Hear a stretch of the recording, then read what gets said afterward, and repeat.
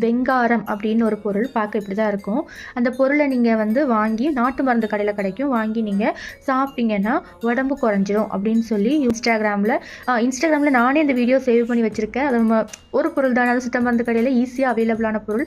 வாங்கி சாப்பிட்டு பார்ப்போம். நானே அந்த வீடியோவை சேவ் பண்ணி வச்சுருக்கேன்.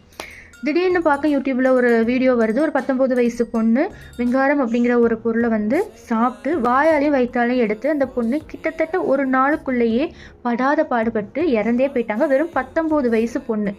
பொண்ணு பண்ணது தப்பு, அந்த சித்த வைத்தியர் சொன்னது தப்பு அப்படின்னா அந்த பொண்ணை பாடி ஷேமிங் பண்ணி இந்த சூழ்நிலைக்கு தள்ளப்பட்டதும் தப்பு தான். பாடி ஷேமிங் தப்பு தான். கடவுள் படைச்ச எல்லாமே அழகு தாங்க. ஒல்லியாக இருந்தானே, குண்டாக இருந்தானே, கருப்பாக இருந்தானே, கலராக இருந்தானே, எல்லாமே அழகு தான். அது நம்ம பார்க்குறதுல இருக்குது. நீங்கள் எத்தனை பேரை எடுத்தாலும் அவங்களுக்கு இதயம் ஒரே சைஸ் தான், அதில் மாறுபாடு இல்லை.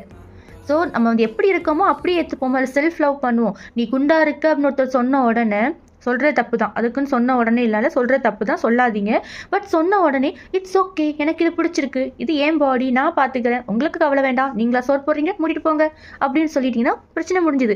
ஐயோ நம்ம ஒல்லியாகணுமே, என்ன பண்ண அப்படின்னு சொல்லி கண்டதை கழுதையை தின்னு பொண்ணுக்கு உயிர் போயிடுச்சு, நீ வராது.